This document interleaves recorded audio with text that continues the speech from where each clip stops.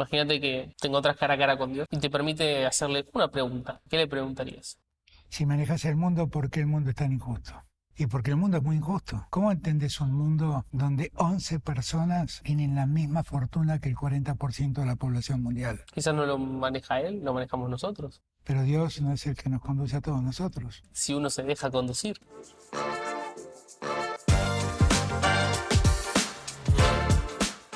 ¿Qué hubo, gente? ¿Cómo están? Bienvenidos al podcast Sobrenatural. Hoy estamos en un lugar de lujo, de privilegio. La Casa Rosada, la Casa de Gobierno de Argentina. Y no para hablar con cualquier persona, sino con el señor presidente de la Nación, Alberto Fernández. ¿Cómo está, Alberto? ¿Qué tal? ¿Cómo estás? ¿Bien? Muy bien, muy bien. Bueno, gracias. Gracias por recibirnos. No, es un gusto. Y nada, estoy muy entusiasmado por esta conversación. No puedo no evitar arrancar con algo hasta un poco chistoso. Usted había dicho que la pandemia, que la guerra, que lo que le faltaban eran los marcianos y que parece que aparecieron, ¿no? Aparecieron, qué desastre, ¿no? Bueno, pero por lo menos no aparecieron muy cerca de la Argentina. Pero, no, bueno, fueron 4 años muy difíciles. Fueron 4 años difíciles para la humanidad, no para mí. Mm, En verdad fueron 4 años entre heredar un país con 55 puntos de inflación, con una deuda impagable, con una deuda en pesos declarada en default virtualmente, que al día 99 te agarra una pandemia que es un hecho inédito sí, sí, en un para un siglo. político. La pandemia tiene una parte muy negativa que es que no sabes de qué se trata, no Mm, tienes cómo combatirlo, no sabes cómo enfrentarlo. Es como caminar en un pantano y no sabes si donde pisaste hundís. Es tal cual. muy difícil.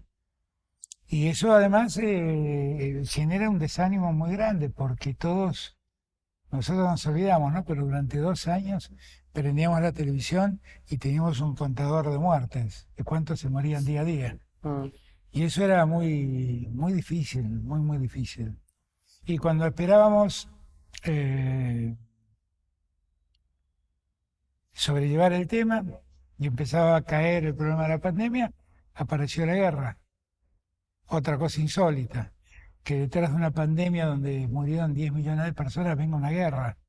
Es inconcebible, uno piensa cómo, sí, sí, cómo tiene la cabeza el ser humano para que después de semejante dolor desaten una guerra. Se desató.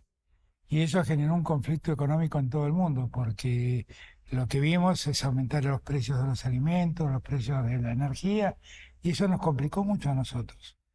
Y cuando empezamos a superar el problema de la guerra, aparece la pandemia.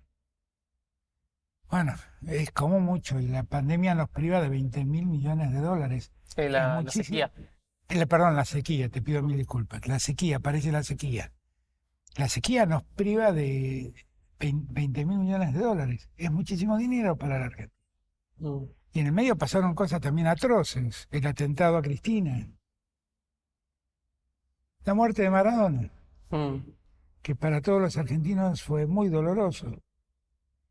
También hubo alegrías, tal ¿no? cual. Sí, sí, Ganamos la Copa América después de no sé cuántos años. el mundial. Ganamos el Mundial después de casi 3 décadas. Mm, Ganamos la Copa esa intercontinental donde le ganamos a la Italia, finalísima. la finalísima, que le ganamos a Italia 3-0, que también son motivos de alegría. Pero bueno, fueron años difíciles, donde yo pienso que pese a todas las dificultades, la Argentina pudo avanzar, pudo sobreponerse. Yo creo que tenemos un pueblo maravilloso, que tiene una capacidad de resiliencia. La palabra resiliencia se debe haber inventado en Argentina, porque la capacidad de recuperarse que tienen los argentinos es increíble. Argentinos y argentinas que todos los días se levantan y ante la adversidad le ponen el pecho. Sabes que mientras te escuchaba pensaba en toda esta concatenación de hechos, eh, no sé si la palabra es desafortunados, ¿no? Pero con tanto peso y la presión de tener que tomar decisiones tan trascendentales, ¿no? Porque lo que uno termina diciendo afecta a toda una nación y, como decís, estás contando vidas. Eh, yo pienso, ¿no? Voy a rendir un parcial, hago algo de mi vida y no sé, me encomiendo a Dios, ¿viste? Como para asegurarme de estar haciendo bien. En el día a día que vas tomando esas decisiones, hay un momento que parás y, no sé, buscas algo, no sé, sobre algo, ¿viste? Como para decir, estar en paz o es como la vorágine te va llevando? No, hay de todo, hay de todo. Y cuando yo daba exámenes, cuando yo cursé toda mi carrera, y bueno, mi carrera de Derecho tenía que dar exámenes o libres o finales. Y yo me acuerdo que iba muy nervioso, yo vivía en Santa Fe y Coronel Díaz, iba caminando hasta Porredón y Figueroa Alcorta, donde está la facultad nuestra, serían 20 y pico de cuadras. Y esas 25 y pico de cuadras iba repasando, repasando, repasando, repasando, repasando. Pero en el momento que entraba en la facultad, entraba en un momento ya de sosiego absoluto. Era como que todos los nervios desaparecían. Ok. Cuando a veces pienso cómo era el milagro de que desaparecían los nervios, era como que, bueno, ya está todo jugado. Ahora, Estamos en el baile. claro, ya estoy. Ahora solo me queda bailar. Mm, ¿Eh? Bueno, un poco la situación es igual. ok. Cuando vos te encontrás, lo peor es desesperarte. Mm, Y lo mejor es tratar de mantener templanza sabiendo que estás en el baile. Porque si equivocás el paso, acá puede ser complicado, ¿eh? Y yo siento que esa templanza la pude tener siempre, porque además, no solo en Argentina, sino en el mundo entero, muchos sectores de la política perdieron la templanza. Usaron la pandemia políticamente para denostar o agredir al otro. Y yo la verdad es que traté de hacer abstracción de todo eso porque mi preocupación era la vida de cada argentino y de cada argentina. mm, Cuando vos, cuando vos miras para atrás la, la pandemia, en la Argentina se murieron 130.000 personas. Lo que nadie dice, ¿sabes qué es? Que se enfermaron 11 millones de personas. Lo que nadie dice es que 10.870.000 personas se salvaron por la atención médica que recibieron, de hospitales que tuvimos que crear a gran velocidad, con respiradores automáticos que tuvimos que poner sí, a sí. gran velocidad. Entonces el resultado siempre es ingrato, obviamente, nadie puede decir me fue bárbaro, perdí 100.000 vidas, pero lo que sí puedo decir es que hay otra forma también de mirar la pandemia, Mm, ¿no? Que es ver los que quedamos en pie, porque lo que no nos damos cuenta, ninguno de los que estamos acá, es que nosotros somos sobrevivientes de una pandemia. mm. Eso somos, sobrevivientes de una pandemia que arrasó a millones y millones de personas. Entonces, yo cuando me encuentro en esos momentos de más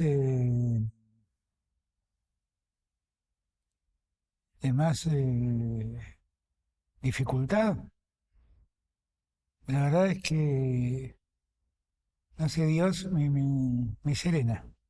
Hay algo que me dice, calmate, Ok. no enloquezcas.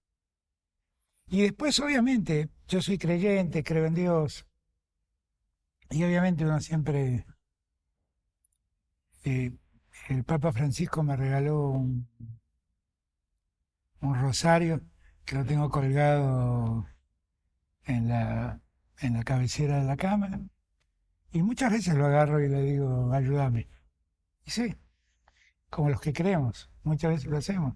Porque hay momentos en que decís, ¿por qué me pasa todo esto? ¿Por qué pasa todo esto junto? Mm, Y hay veces que decís, che, necesito que alguien pare esto y las fuerzas humanas no pueden pararlo. claro. Y ahí está la parte espiritual de cada uno, ¿no? Lo que cada uno en quien cree, en lo que confía. Algunos creemos en Dios, otros creen en el destino y tratan de manejar el destino. Y eso que nosotros llamamos Dios, que gobierna nuestro futuro, otros lo llaman destino. Pero todos finalmente en algún lugar creemos que hay algo que nos va a ayudar y nos va a sacar del brete. Sabes que pensaba eh, en, en esta disonancia por ahí, ¿no? De lo que se cuenta de la pandemia, lo que no se cuenta, o cómo parece ya un recuerdo distante y fue hace 2 o 3 años. Ya ha transcurrido casi, no sé, el 90% de tu gobierno. ¿Cómo crees que va a ser recordado y cómo te gustaría que sea recordado? No, a mí me gustaría que sea recordado como un gobierno donde todos los que estuvimos dimos todo de nosotros, en un momento muy, muy, muy difícil. Que además dejamos todo y no nos llevamos nada. No nos llevamos nada. Que, que cumplió gran parte de lo que prometió. Que no pudo cumplir con ciertas cosas porque el contexto no se lo permitía. Pero finalmente cuando vos revisás, Perón decía que gobernar es crear trabajo, ¿no? Y cuando vos revisás, hasta este momento tenemos 1.200.000 puestos de trabajo creados por nosotros.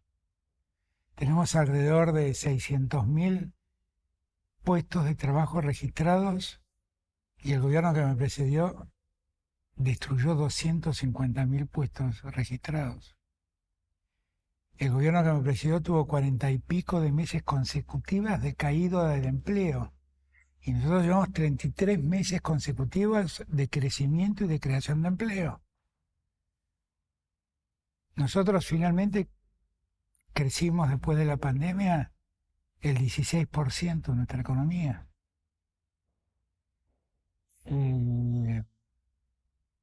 Nuestras exportaciones fueron récord. Logramos hacer obras, tenemos más de 6.000 obras públicas que en Argentina se empezaron a hacer y se están haciendo, y de ellas 3.600 se terminaron. Hicimos 18.000 kilómetros de ruta. El gobierno que me precedió hizo menos de 9.000. Hicimos 120.000 viviendas. El gobierno que me precedió hizo 14.000 con el crédito UBA. Yo creo que cuando tuvimos que involucrarnos en el mundo, nos involucramos. Nos involucramos en favor de la paz, de la unidad latinoamericana, de un diálogo franco con la Unión Europea, de un diálogo honesto con los Estados Unidos. Cuando tuve que hablar con Putin de la guerra, lo llamé a Putin y hablé de la guerra, y cuando tuve que hablar con Zelensky, lo llamé a Zelensky, le hablé de la guerra, y a los dos les dije, terminen con esta guerra porque están destruyendo el mundo. Y la Argentina logró un lugar en el mundo particularmente destacado. Yo creo que lo que sí nos pasa, primero es que el dolor de las pérdidas de la pandemia a todos nos dejó muy, muy afectados, muy afectados. Todos perdimos un amigo, todos perdimos un pariente. La tranquilidad que me queda es que ninguno se murió sin atención médica. Después, que la guerra nos complicó mucho el escenario económico, porque nosotros el primer año habíamos bajado la inflación 20 puntos, pero la guerra nos desató una inflación, una disparada inflacionaria increíble. Y me queda ese sabor amargo de la inflación, de no poderla contener como nos hubiera gustado, sabiendo que no es un problema argentino, que es un problema internacional. Cuando vos mirás que la Reserva Federal Norteamericana sube las tasas a los límites que lo sube, hoy la Reserva Federal ha fijado las tasas más altas de la historia de los Estados Unidos. ¿Para qué lo hace? Para parar la inflación de los Estados Unidos. Entonces, ese problema, que es un problema general en un país que arranca con 55 puntos de inflación, y es un problema muy grave. Hubiera querido no tener que pasarlo. Me quedo tranquilo también que el salario registrado finalmente en los últimos años le viene ganando a la inflación. Pero en verdad lo que necesitaríamos es que el salario rinda y que la inflación no suba. Eso es lo que necesitamos. Y lograr eso necesitaríamos un periodo más donde terminemos de ordenar la cuestión económica en lo que hace a la deuda y en lo que hace al desarrollo, ¿no? Porque vos escuchás a nuestros adversarios, parecieran que ellos con la deuda no tienen nada que ver, escuchás una candidata a presidente que dice, tengo resuelto el tema del cepo, voy a hacer un blindaje con el fondo, y yo salgo corriendo porque es lo mismo que dijo de la Rúa antes de que explote el país en el año 2001, que dijo e hizo. Escuchás a otros candidatos decir que, que hay que terminar con las indemnizaciones por despido, que hay que terminar con el aguinaldo. Escuchás al jefe de todos ellos decir que el problema que tiene la Argentina es que no es como Qatar donde no hay sindicatos. ¿Cómo es esto? Si lo mejor que tiene la Argentina son los derechos de los que disfrutan quienes viven en Argentina, fundamentalmente los trabajadores. Vos los escuchás decir esto y el Departamento de Estado de los Estados Unidos, que salió hace una semana, dice que si hay algo que caracteriza a la economía argentina es la calidad de sus recursos humanos, de su fuerza laboral, que es única en el continente. ¿Y por qué es única? Por los derechos que tiene. No. Por los derechos que tiene, no es por otra cosa. Entonces, yo tengo la impresión que el gobierno, cuando tome distancia, el dolor de la pandemia se apacigüe, todos se van a dar cuenta que fue un gobierno que dio mucho y que cambió muchas lógicas, ¿eh? ¿Vos te acordás que cuando llegamos al gobierno, todos los gobiernos eran sindicados de operar en la justicia? Nunca tuvimos operadores en la justicia. Todos los gobiernos eran sindicados de tener espías que trabajaban en la justicia. Sacamos a todos los espías de la justicia. Todos se quejaban del espionaje interno. Nosotros no espiamos a nadie. A nadie. Todo eso, ¿sabes cómo se llama? Calidad institucional. Todos se quejaban de restricciones a la libertad de prensa. Nosotros nunca restringimos la libertad de prensa. Nunca.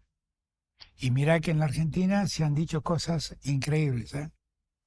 Sí. Muchas mentiras inclusive. Sin embargo, nunca reaccionamos. Una vez te escuché decir que dijiste que el Papa te había dado un consejo. Bueno, nosotros somos evangélicos, no es como que tenemos una relación así con el Papa, pero había dicho algo así como que cuando te agravian, trae saliva, cuentes hasta 10 y no contestes golpe por golpe. Eh, creo que has recibido agravios de muchos lados, de adentro, de afuera en estos años. Eh, ¿Cómo lo sobrellevas internamente? Porque... Yo hago política desde que tengo 14 años. Y lamentablemente en la política argentina el agravio es una lógica. El agravio, la operación, el tratar de ensuciarte. Nosotros como argentinos debemos revisarnos en eso, ¿no? En cualquier lugar del mundo aparece una persona exitosa y aparece en el libro poniendo a esa persona como modelo de la sociedad. Y en la Argentina aparece una persona exitosa y aparece la biografía no autorizada para matarlo. Y eso no es bueno. Definitivamente no es bueno. Ahora, mamá decía siempre que las palabras hay que tomarlas como de quién vienen.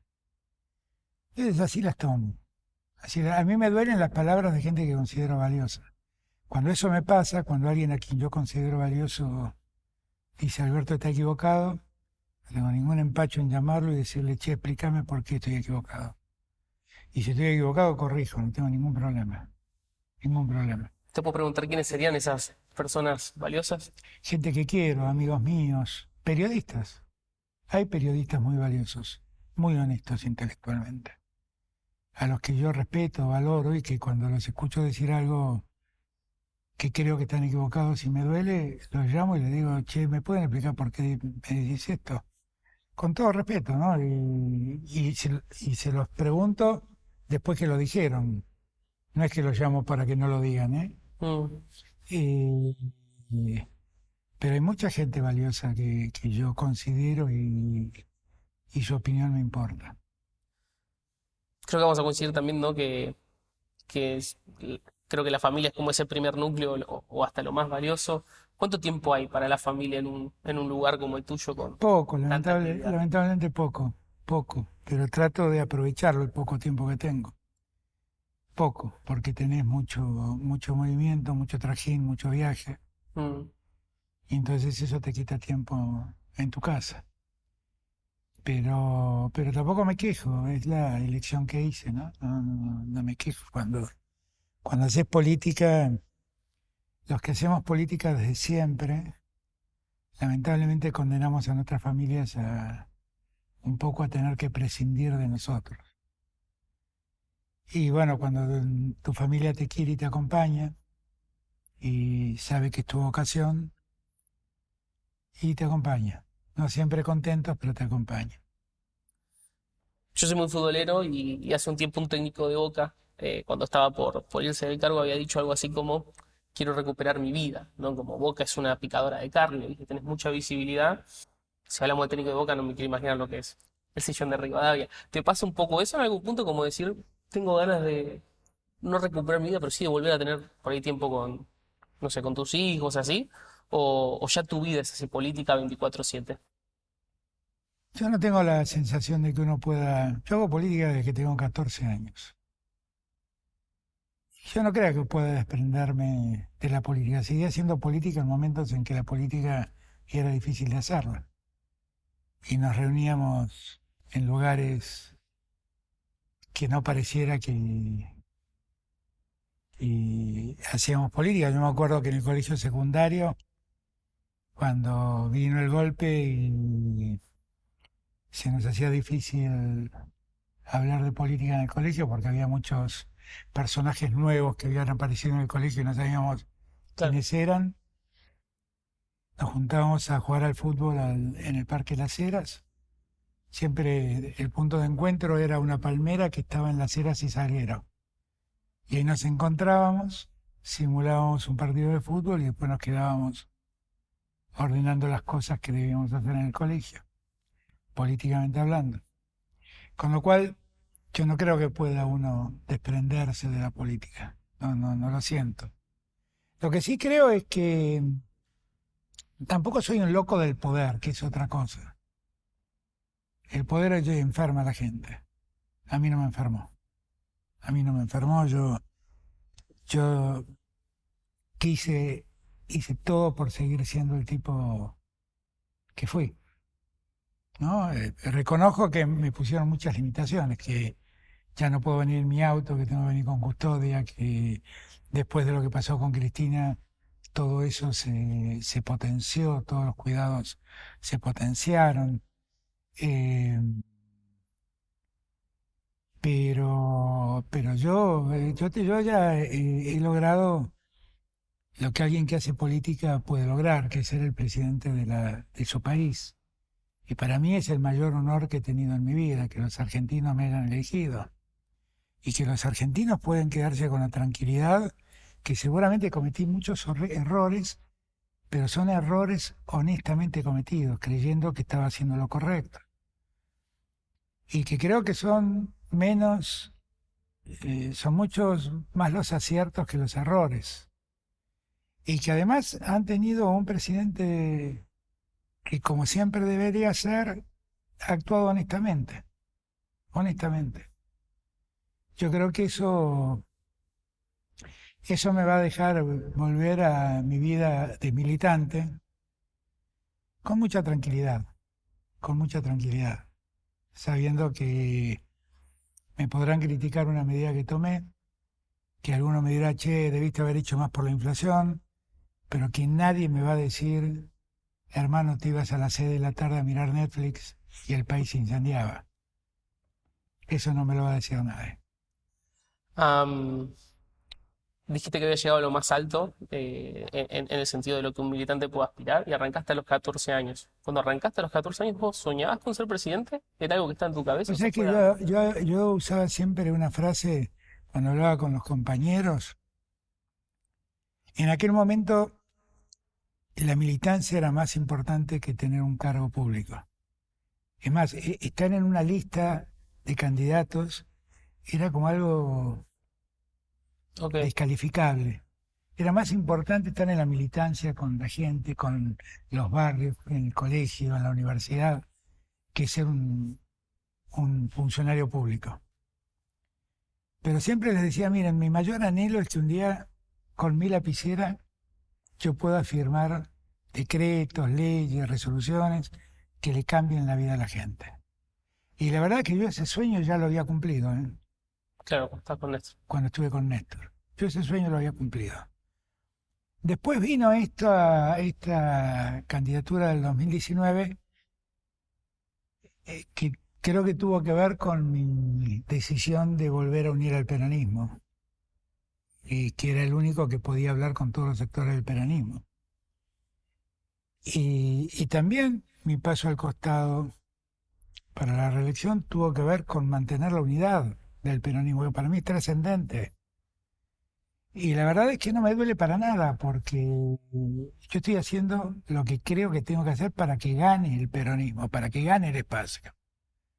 Todos nosotros somos seres fungibles dentro de la política. El cementerio está lleno de gente imprescindible.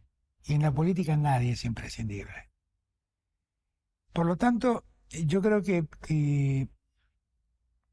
bueno, que he hecho lo correcto y que volveré a una vida normal, pero no para buscar la tranquilidad que por ahí buscaba el técnico de Boca, Ujú. sino seguramente estaré más tranquilo. Siempre seré presidente porque siempre tendré que vivir con la custodia y con las cosas que la seguridad te exigen. Eh, pero seguiré yendo a dar clases a la facultad y seguiré vinculándome con mis amigos, yendo a comer a algún lado juntos, tocando la guitarra con los más amigos, grabando las canciones que componga con los más amigos. Seguiré haciendo eso.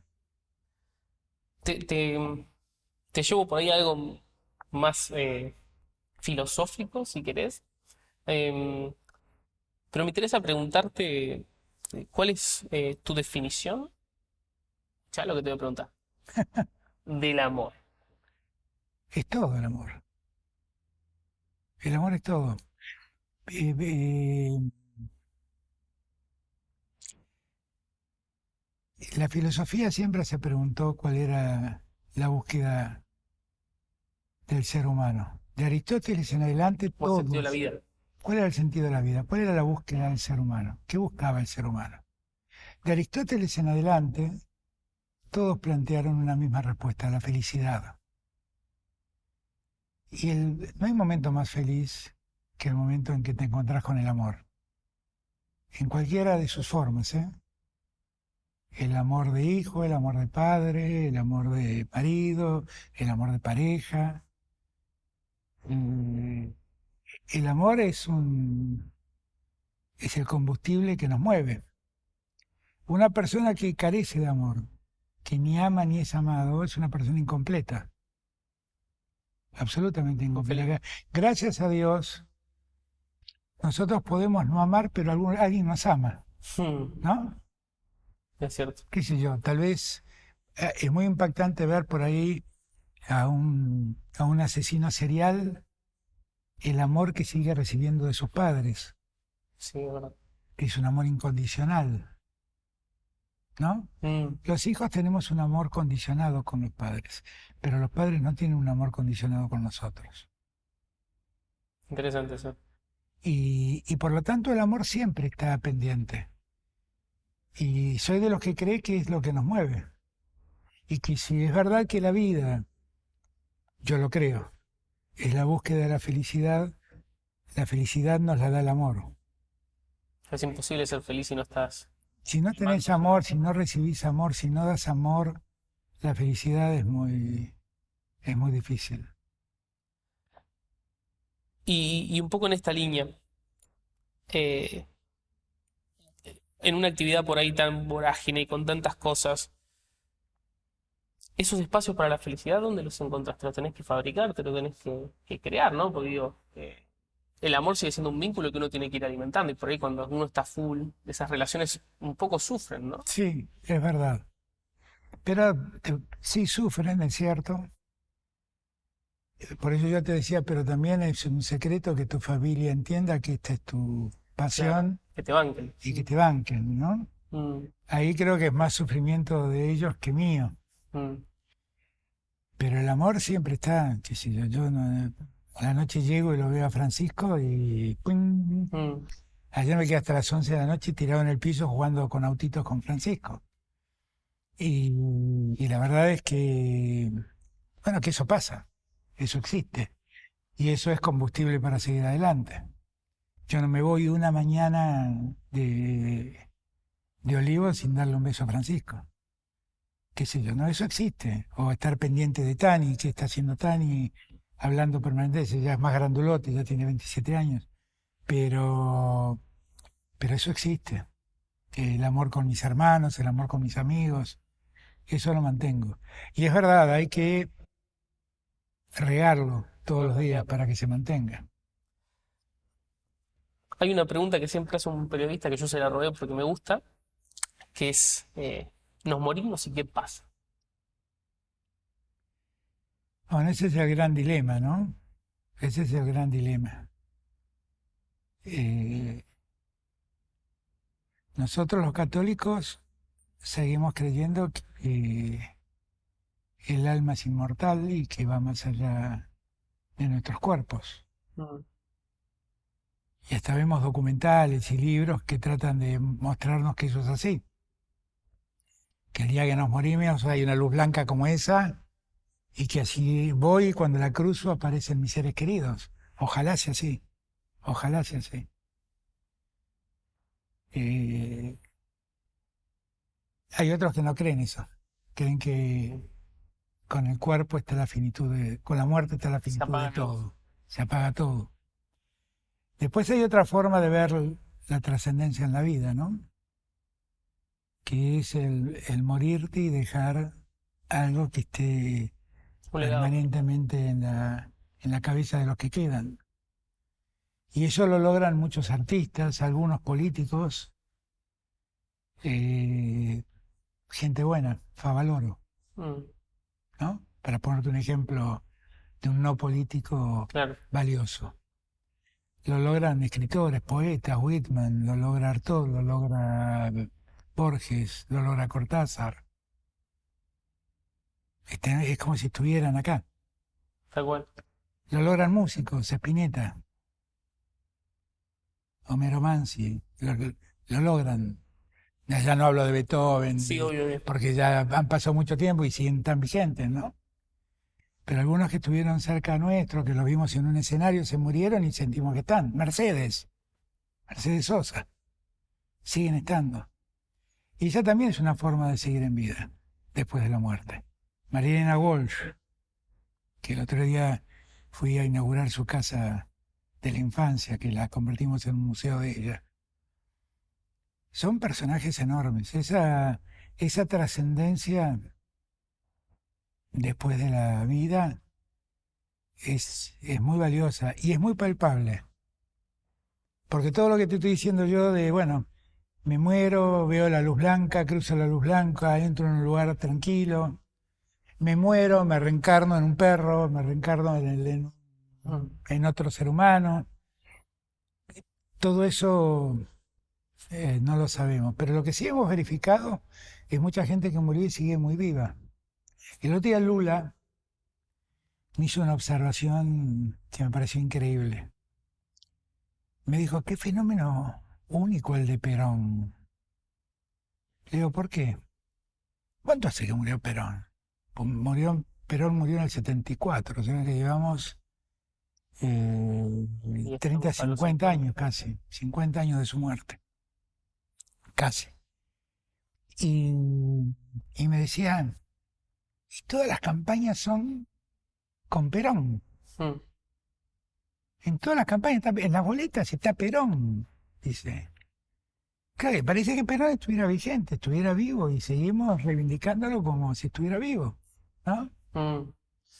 ¿Y cuál te gustaría que sea como ese legado o esa trascendencia tuya cuando no estés más? No, yo lo que quisiera, no, no sé, es una pregunta que me cuesta responder porque me suena como una respuesta egocéntrica, ¿no? Ok, puede ser. Que no soy yo quien debe decir eso.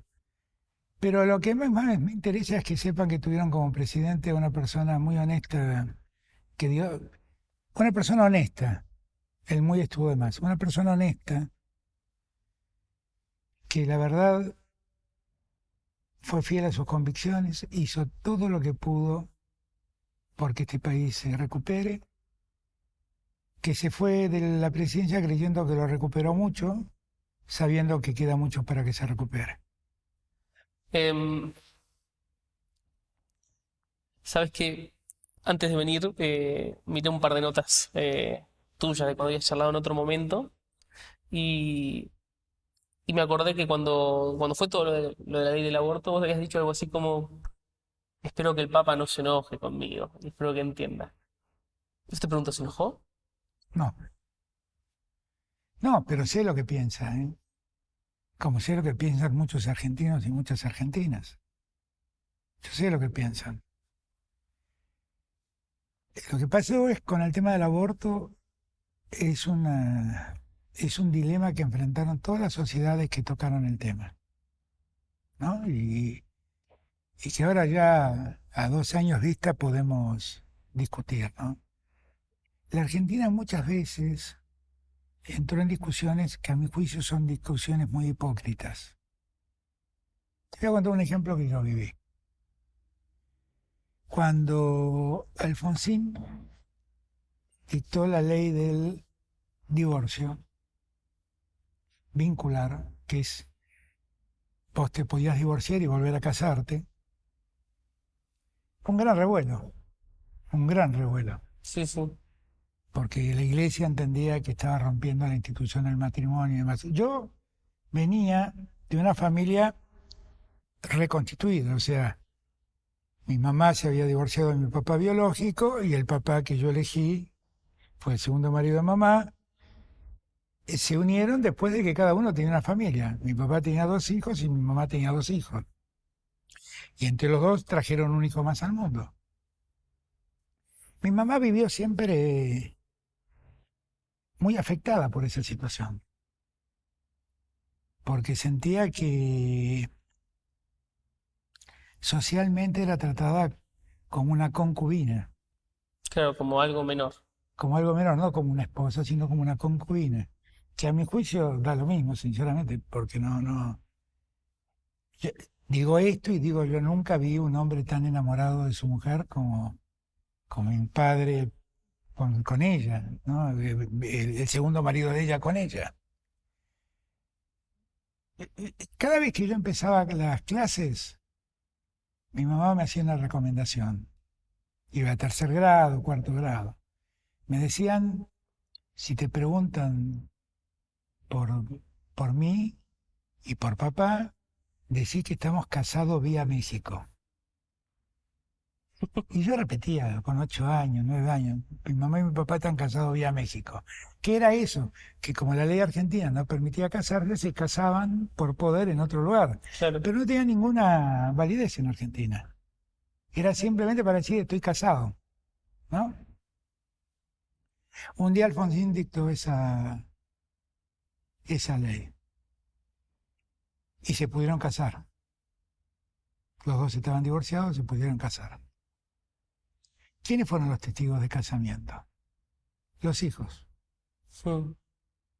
Y mi pregunta fue, ¿para qué hicimos sufrir tanto a tanta gente de gusto? Si en verdad el amor puede ser eterno, pero el amor puede ser finito, o sea, se puede terminar. El segundo momento de hipocresía fue el momento del matrimonio igualitario. Si la verdad todos sabemos que en todas las épocas personas del mismo sexo se han vinculado con amor. No, es antinatural. Yo no sé qué es antinatural si vemos mucha gente que ocurre, que vive así. En todo caso hay un concepto cultural, no natural, cultural, que dice no, el hombre y la mujer deben estar unidos y no dos personas del mismo sexo. En esos días, el debate que estaban teniendo todos es que dos personas del mismo sexo podían adoptar un chico y que ese chico iba a crecer en un ambiente de confusión, porque iba a tener dos padres o dos madres y iban a tergiversar su sexo. Y yo escribí un artículo, me acuerdo, en aquel momento, donde hice una afirmación que en gran medida generó un gran debate, pero que le puso fin al debate. La reflexión fue la siguiente: miren, no sabemos qué sexualidad va a tener el hijo de dos personas del mismo sexo. Lo único que les puedo asegurar es que los homosexuales y las lesbianas son hijos de heterosexuales, porque esto está probado. ¿Para qué discutimos tanto tiempo? ¿Para qué obligamos tanto tiempo a la gente a estar encerrados en un placar sin contar lo que verdaderamente sienten? ¿Y en qué nos cambia la vida que dos hombres se amen o dos mujeres se aman? En nada nos cambia la vida. Finalmente vino el aborto. Todos sabíamos que en Argentina el aborto era un tema. Todos sabíamos que las muertes como consecuencia del embarazo eran una de las principales causas de muerte de la mujer. ¿Y esto era por qué? Porque como el aborto estaba prohibido y era ilegal, las mujeres tenían que hacerlo en la ilegalidad. Y en la ilegalidad corrían muchos riesgos. Muchas morían, muchas quedaban infértiles por las operaciones traumáticas que les hacían. Y además daban lugar a un gran negocio, que era el negocio del abortero. Sacamos la ley del divorcio, del aborto, y eso no quiere decir que el aborto sea obligatorio. Porque la mujer católica que cree que tiene vida desde el momento de la concepción, o la mujer cristiana, o la mujer judía que cree eso, no tiene obligación de abortar, que tenga su hijo. No tengo ningún problema, está muy bien. Muchos me decían que había que dictar la ley del aborto porque las mujeres pobres no podían alimentar a sus hijos y ellas eran las que abortaban. Entonces sacamos una ley que se llamaba la ley de los 1000 días, donde le garantizamos a las mujeres que desde el momento del embarazo hasta los 3 años del chico le garantizábamos atención médica y alimentación para ellas, para que no sea la incapacidad económica de mantener al hijo la causa del aborto. Sacamos la ley de los 1000 días, sacamos la ley del aborto. 2 años después, la muerte a causa del embarazo bajó el 40%. El problema del aborto es un problema de la salud pública. Es un problema de la salud pública. Después están los religiosos, los que creemos. Bueno, los católicos piensan que hay vida desde el momento de la concepción. No van a abortar porque creen eso. Lo mismo piensan los evangelistas, los protestantes, los judíos. Listo, listo. Ahora, cuando vos revisás la historia, te tenés que hacer un montón de preguntas, ¿eh? Por ejemplo, Aristóteles decía que había un momento en donde el aborto se podía practicar. Y eso coincidía con el día 90 o 120 de la mujer. Aristóteles tuvo 2 discípulos, Santo Tomás de Aquino, San Agustín. Son 2 padres de la Iglesia. Los 2 aceptan el aborto. ¿Sí? Aceptan el aborto por aristotélicos. Ahora vos me vas a decir, ¿y vos por qué pusiste un límite al aborto en, creo que la semana 14, si no me equivoco? ¿Con qué argumento? Bueno, con el argumento científico que en la semana 14 se constituye el sistema nervioso del feto. Y por lo tanto ahí el feto empieza a sufrir. Y por lo tanto, si lo atacás después de la semana 14, al feto le duele. Hasta entonces, no es un ser humano completo. No tiene viabilidad. ¿Y por qué esa fecha coincide con lo que decían Santo Tomás y San Agustín y Aristóteles? Porque coincide con el momento en que la mujer embarazada te dice, hoy está pegando patadas el bebé, se está moviendo el bebé. Cuando el bebé empieza a moverse, no pega patadas porque quiere jugar al fútbol. Son movimientos espásticos, producto del desarrollo del sistema nervioso del feto. Cuando eso pasa, se terminó el plazo para permitir un aborto, porque ahí sí hay una persona con capacidad de sentir el dolor. El aborto, después de esa semana 14, sigue siendo un delito, ¿eh? Solo está permitido en esa primera etapa. Toda esta explicación, que yo además, decimos, ¿por qué se te ocurrió hablar tanto del aborto? Porque en el año 2003, 2004, 2005, 2006, yo daba una materia en la facultad, que era una materia optativa, que se llamaba El aborto, reflexiones acerca de la conveniencia de su punición.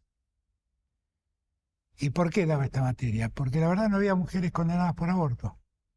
Entonces, ¿para qué la castigábamos? Había un fallo de los años 30 que se llamaba Natividad Frías, que decía que cuando una mujer hacía un aborto porque su condición económica no le permitía tener el hijo, no podía ser punible. Entonces todos usaban ese fallo para no castigar a la mujer. Había sí castigos, condenas de aborto a médicos aborteros. Pero evidentemente no era el derecho penal el que resolvía esto. No era el derecho penal. El derecho penal complicaba esto, porque obligaba a las mujeres a practicarse abortos en la clandestinidad. Esa fue la razón. Y cuando lo expliqué, yo creo que todos lo entendieron. Valéry Giscard d'Estaing, presidente de Francia, que dictó la ley del aborto en Francia, era ultracatólico. Y hacía el mismo razonamiento que hago yo. Miren, que el aborto sea permitido no quiere decir que sea obligatorio. Y el católico o la católica, o la evangelista, o la protestante, o la judía que no quiera, o la musulmana que no quiera abortar por convicciones religiosas, que no lo haga, si no está obligada. Ahora, hay gente que no piensa así. Y hay también mujeres católicas que creen que el aborto es una solución. Hay un documental que le hicieron al Papa, donde una chica de Santiago del Estero le regala un pañuelo verde al Papa y le dice que no le gusta cómo la Iglesia trata a las mujeres que abortan. Y el Papa, con mucha inteligencia y con mucha sabiduría, dice: a las mujeres que abortan hay que abrazarlas. Ya está, porque evidentemente no soy mujer, pero presumo que no debe ser un momento grato para una mujer soportar un aborto.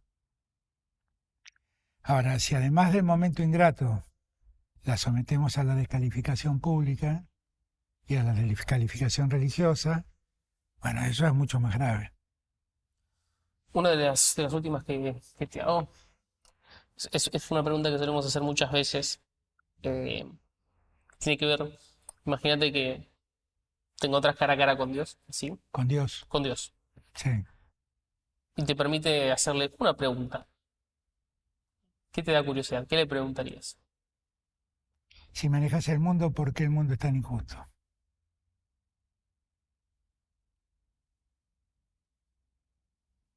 Si pudieses pedirle algo, ¿qué le pedirías? Paz y salud para el mundo. Paz, salud y justicia para el mundo. Te voy a preguntar, dijiste, si manejas el mundo, ¿por qué es tan injusto? Dijiste, si manejas el mundo, ¿por qué es tan injusto? No, esa sería tu Claro, pregunta. y porque el mundo es muy injusto. ¿Cómo entendés un mundo donde 11 personas tienen la misma fortuna que el 40% de la población mundial? ¿A vos te parece que es un mundo justo? No, claro que no. Parate y mirá las condiciones de vida de unos y de otros. Quizás no lo maneja él, lo manejamos nosotros. Pero Dios no es el que nos conduce a todos nosotros. Si uno se deja conducir. ¿Eh? Si uno se deja conducir. Bueno, por eso te digo, bueno, pero es que prácticamente no sé cuál es la cantidad de ateos o de agnósticos que tiene el mundo, pero me da la impresión que la mayoría del mundo reconoce un Dios, ¿no? Podríamos decir. Y que Dios es el mismo para todos, con diferentes testigos en la tierra. Hay un Dios para los católicos, con un Mesías que fue Jesús. Y hay un Dios para los musulmanes, con Alá. Y así podría repetir otros casos de religiones, pero Dios, la inmensa mayoría de la humanidad reconoce un Dios y confía en que ese Dios es el que maneja los piolines del mundo, por decirlo de algún modo. Y,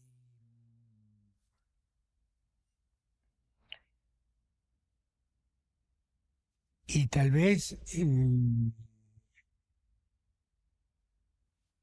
muchos buscan ese Dios también por lo inexplicable de las cosas de la vida. Hay cosas que no se pueden explicar, ¿no? ¿Por qué si Dios es justo se lleva la vida de un bebé? ¿Por qué si Dios es justo deja vivir tantos años a un genocida? ¿Por qué si Dios es justo deja inundar zonas muy pobres? ¿Por qué si Dios es justo le da los mejores lugares para vivir a los más ricos? Estoy siendo injusto con Dios, ¿eh? Porque estas cosas las hacen los hombres. Pero estoy tratando Sí, claro. de Entiendo. contestar a tu pregunta. Si vos me decís, si Dios, ese ser superpoderoso, creador del cielo y de la tierra, puede influir sobre este mundo, debería influir sobre la conciencia humana para que la conciencia humana sea más justa. Coincido. Y la gente debería dejarse influenciar de alguna manera. Sí, claro. Bueno, es que por eso te vuelvo a repetir, los que creemos necesitamos creer, necesitamos creer. Y los que pueden llamar los que pueden influir sobre nuestras creencias, los pastores, los sacerdotes, los rabinos, tienen que hacernos sentir que son realmente los profetas de un Dios que existe. Yo, por ejemplo, con el Papa Francisco me he reencontrado con la Iglesia. Yo he sido muy crítico de la Iglesia. Él lo sabe. Y alguna vez que se lo reclamé siendo arzobispo de Buenos Aires, me dijo, pero me lo está reclamando a mí y yo no soy el que maneja la Iglesia. Yo manejo el arzobispado de Buenos Aires. Pero cuando fue Papa, le volví a hacer los mismos reclamos y le dije, ahora no me puede decir que no porque ahora es el jefe de la Iglesia. Y la verdad es que él cambió muchas cosas. Y muchas cosas importantes. El abrirle los brazos a la diversidad sexual, el abrirle los brazos a los divorciados, el pensar en una iglesia que contenga y que se preocupe antes que nada por los marginados y los pobres. Eso es lo que a alguien que quiere creer le hace creer. Ahora, si la iglesia es la que comulga a los dictadores, y la verdad nos cuesta creer en esa iglesia. Yo coincido. Alberto, Un muchísimas gusto gracias por tu grande. tiempo. No, Un gusto gracias muy a grande. vos. Nosotros nos vemos en otro capítulo. Chau.